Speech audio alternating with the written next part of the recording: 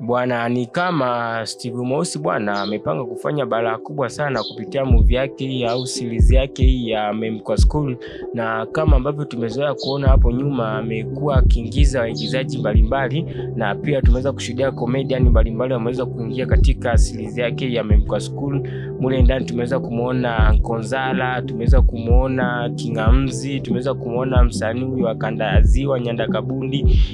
Mem kwa School bana inaendelea kupamba moto huko mjini YouTube. Sasa katika episode ya 24 bwana, kitu alichokifanya Steve kimeweza kuwafurahisha mashabiki wengi sana wa Steve Mweusi, na pia wengine wameweza kuvutiwa zaidi sana na kitu alichoweza kukifanya katika episode ya 24. Steve Mweusi bwana ameweza kuingiza waigizaji wawili kutoka kwenye series ya Dunia, nao akiwepo ni Manyanya pamoja na Violet.